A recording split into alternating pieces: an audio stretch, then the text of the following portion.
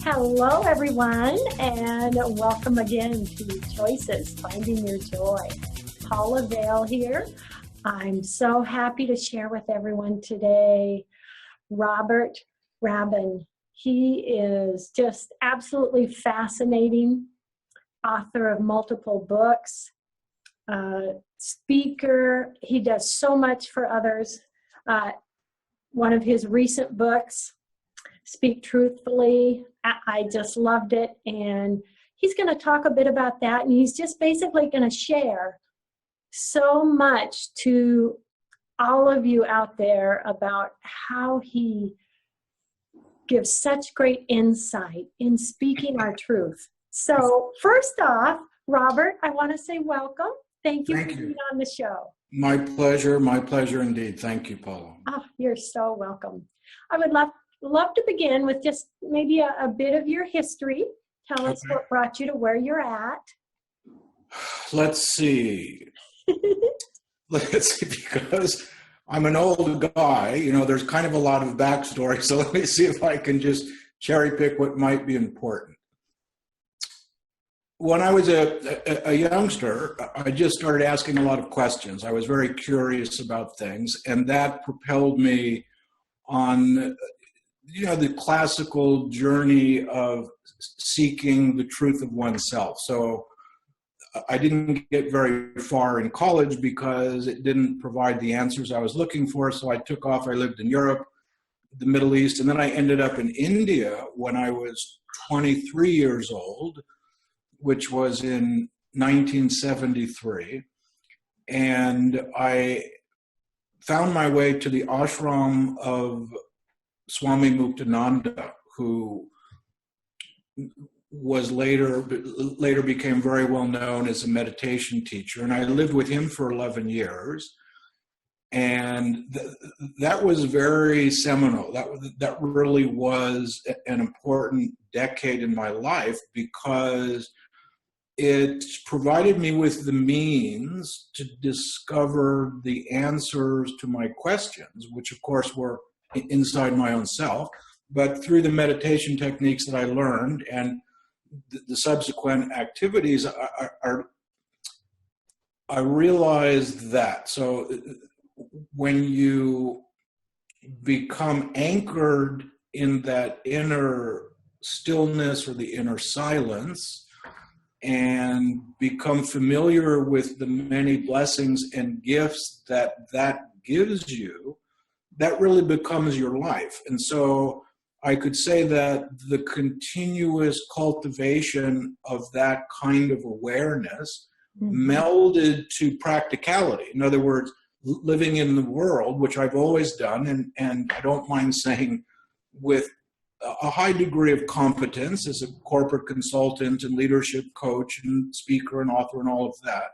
So I was always very competent, but I needed my functioning in the world, including and especially my speaking, which I've always done, to be melded with what they call mindfulness now, which I'm happy to see is really kind of a craze sweeping across the country, which means to be aware of in the present moment and not be carried away by your thought stream.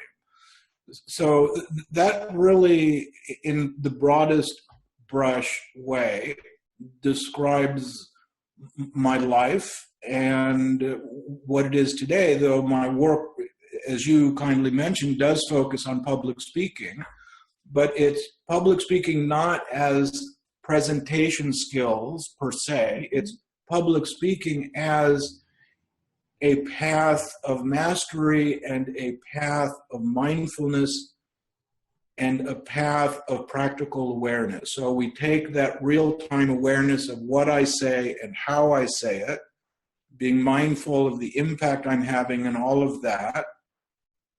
That's the awareness part, melded with skillful means, the awareness of how we use what we say, but also all the nonverbal parts of our speaking. So it's very thrilling now because it's hugely important for people to be able to speak their truth without fear.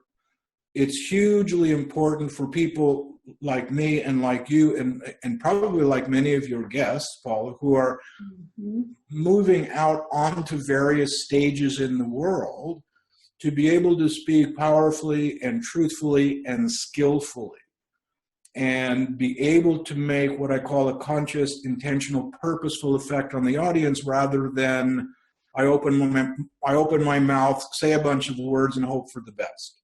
Yes. Yes. And gosh, Robert, it's so true. Fear can hold us back from being as truthful as we'd like to be. I've worked with, at this point, hundreds of people since I launched Speaking Truthfully in 2005. And I've worked with CEOs, I've worked with best-selling authors, Olympic athletes, professional speakers, ministers of parliament when I was in Australia, and without exception, every person, of course, especially including myself, this is how I figured it out, learns from a very young age to be distrustful of what we might call our authentic and truthful self and voice. And so from an early age, for a variety of reasons, we learn that safety, physical, emotional, psychological safety, is actually in suppressing our truth, in being compliant and submissive and obedient. Yes, I'll do this. No, I won't do that. And then fast forward, when we're trying to discover and express an authentic self, we come up against all of those early childhood decisions we made that basically are, it's not safe for me to tell the truth. Something bad will happen. If it's the withholding of my parents' love, going to my room without dinner, being embarrassed in front of a classroom, it doesn't matter.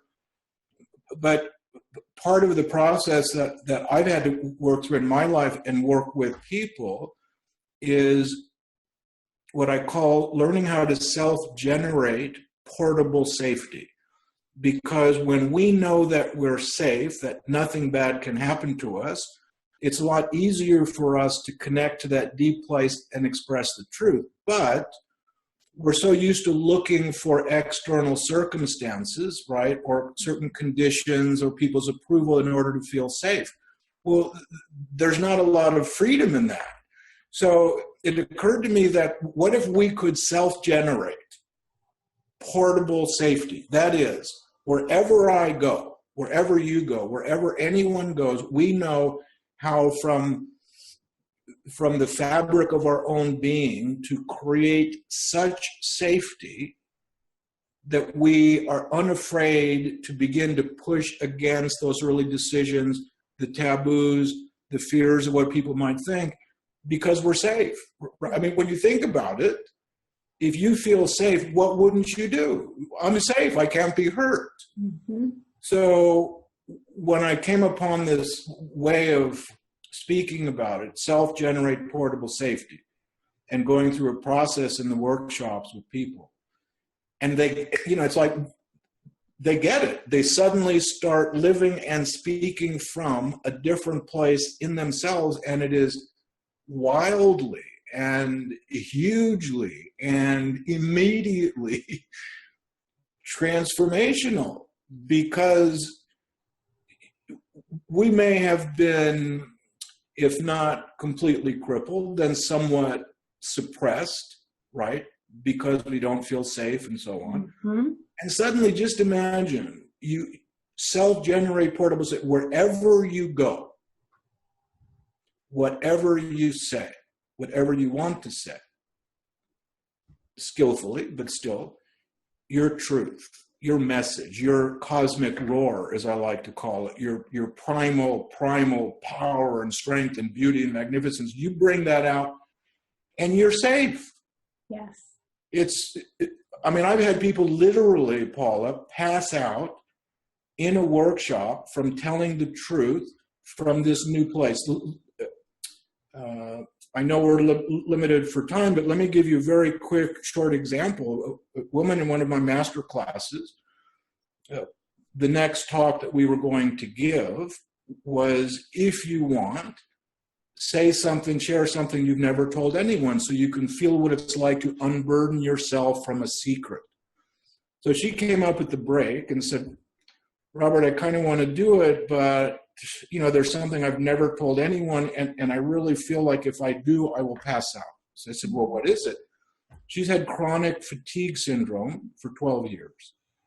Chronic fatigue syndrome is one of those illnesses that, most people think you're kind of faking it. You're lazy, you're this or that. They don't really see it as the debilitating disease it is, which is why she'd never spoken about it. So I said, well, how about this? If you want, by invitation, of course, I don't push anybody. Well, a little bit, but never mind. Lovingly, So I said, how about this? I'll stand next to you in front of the class so that if you decide you want to share this and you actually pass out, I'll catch you. How's that? Yes. She goes, okay, great. So the break is over. We come back and I tell everyone, look, we need to give this lady a lot of love and a lot of support. This is a big moment. She's going to share something she never has before. So I go and I stand next to her, just slightly behind her with my arm lightly on her shoulder. And I'm thinking, she's not going to pass out. I mean, come on. But there we are. And she starts talking about it. And then in one of these classic, everything becomes very slow motion and so on.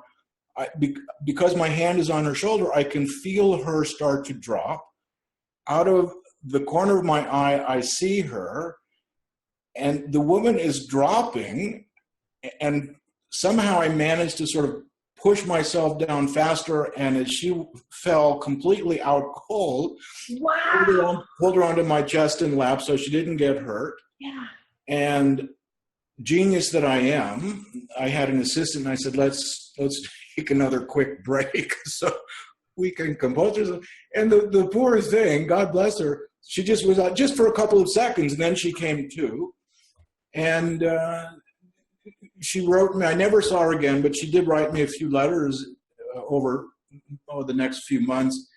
And she said she was just in an entirely different life than she had ever been, because she could tell this secret, go through the fear, come out the other side. Oh. And I have seen that kind of transformation in hundreds of people to some degree or another, because they suddenly live in this self-generate portable safety.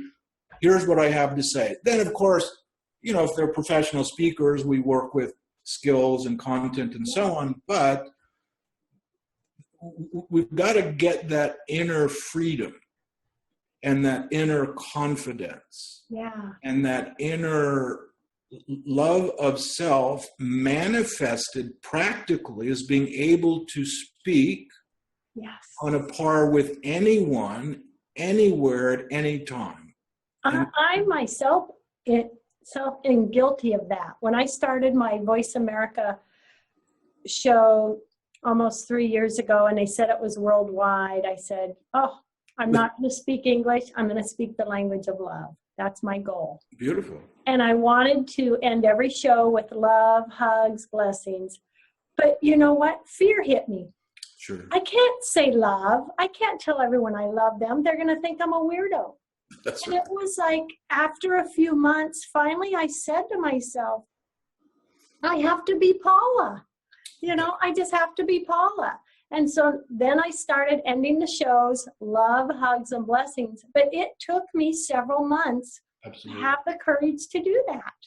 Paula, it's one of the beauties of speaking publicly is the visibility. So suddenly you have a global audience. The visibility triggers so many insecurities and vulnerabilities. And it's that very risk factor of being seen that triggers insecurities that gives us the path to real practical freedom. I don't mean going to a mountaintop and living in an ashram, which I did for 10 years, and cultivating an inner sense of freedom. That's wonderful. But what happens when in your case, you have a show that broadcasts throughout the world, or we want to, give a talk or do whatever it is we want to do publicly and visibly. It's such a rich opportunity for us to truly claim ownership of our truth, of our power, of our sovereignty. Yes.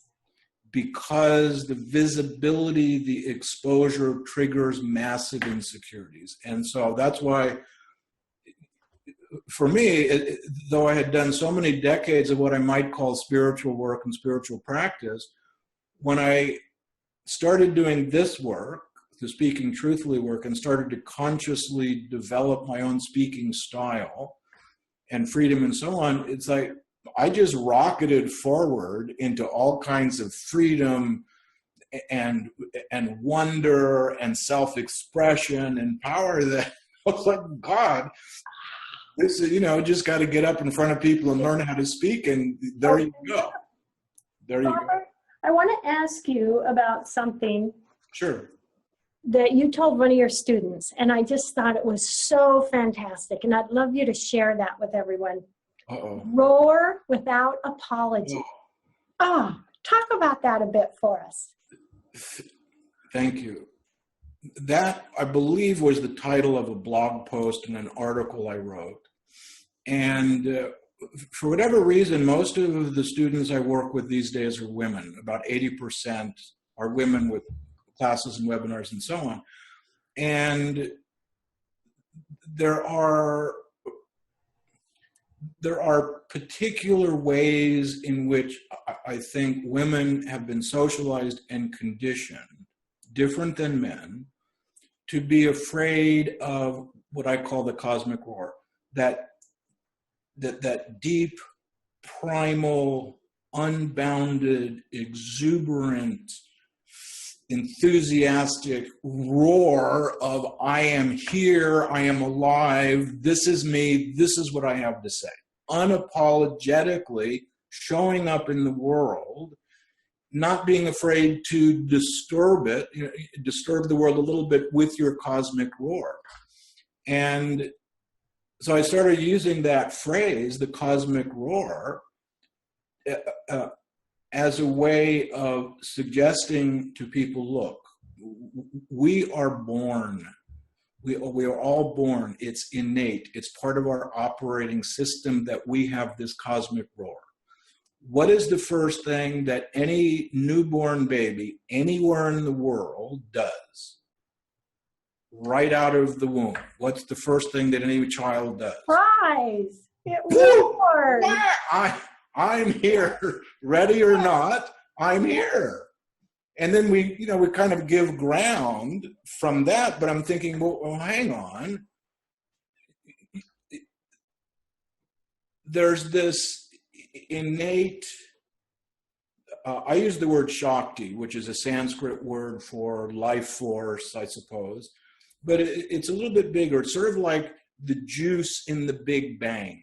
It's the life force that surges through everything. I don't mean adrenaline and that, but just the primal beingness of life itself, the Shakti.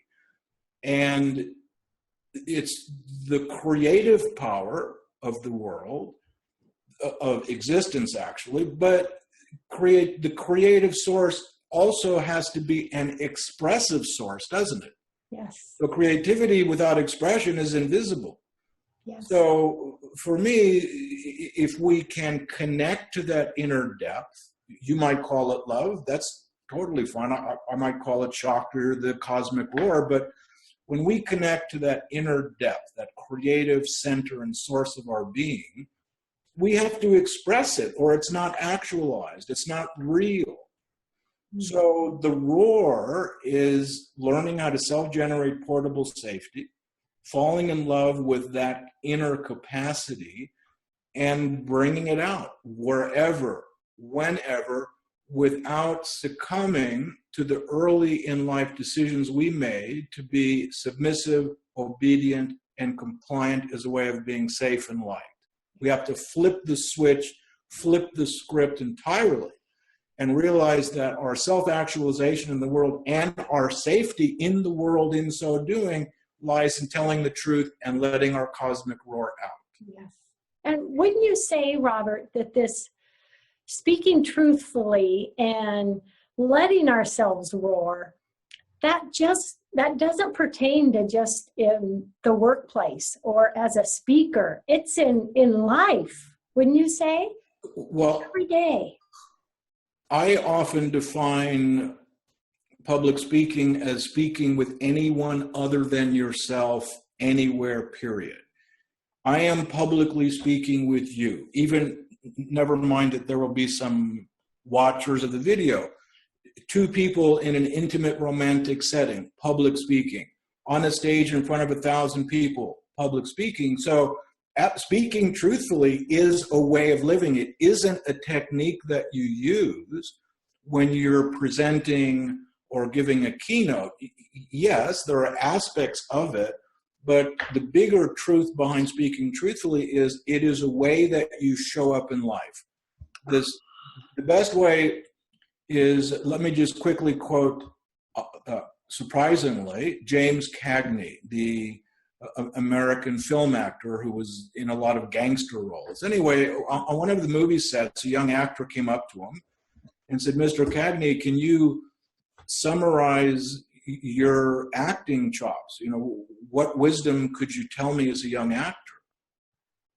And James Cagney said, here, which is great for speaking truthfully, he said, "You walk in the room, you plant your feet, you look the other actors in the eyes, and you tell the truth." It was like, okay, you walk in any room, anywhere, outside, you plant your feet, you look people in the eyes, and you tell the truth. Like, okay, that is a life path, isn't it? To me, that's a spiritual path. Yes. It's and of course, that truth is not a dogmatic ideological truth. It isn't truth with a capital T. It's always changing. The speaking of one's truth is the transparent, honest, in real time display or presentation of who you are in that moment, the truth of who you are. So when people see you and hear you and feel your presence, they go, "I believe that person. I trust that person. That person's integrity, their wholeness is something that I would go mountain climbing with." If you've ever, for those people listening, you'll know that when you climb, which I used to do when I was a kid, rock climbing, you have a belayer, right? The person that holds you so if you fall. Well, when you choose a person to belay you, you have to have absolute total trust in who that person is because you're putting your life in their hands. And as a metaphor, I like to think that when we show up to speak anywhere at any time, one person, 10,000, it doesn't matter. When we show up in life, planting our feet, telling the truth, people should feel about us, I would choose that person to belay me on a climb. I believe that person. I believe their spine. I believe what they're saying. I believe who they are. There's no deception. There's no distortion. There's no hiding. There's no pretense. It's looking people in the eyes, telling the truth, with presupposes, of course, we've got to know that and be in touch with that depth. Yeah. So would you say sincerity is in there as well? Beautiful word. Absolutely 100%. Sincerity is a wonderful, and we don't really use that word much anymore, but sincerity, I use the word intimacy a lot. Years and years ago, I took a business presentation skills course for researching it for one of my corporate clients. And it was, at the time, the best known presentation skills course in America.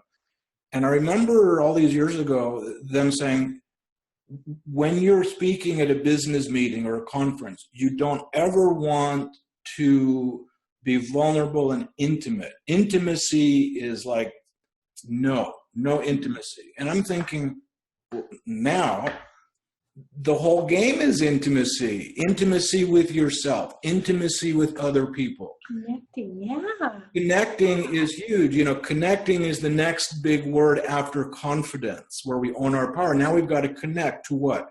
To that inner truth and to those people with whom we're speaking, so we don't objectify them, but that we have literally I'll use the word romantic, and that might not be it, but that kind of encounter wherever, in the sense of the intimate connection that we want to have.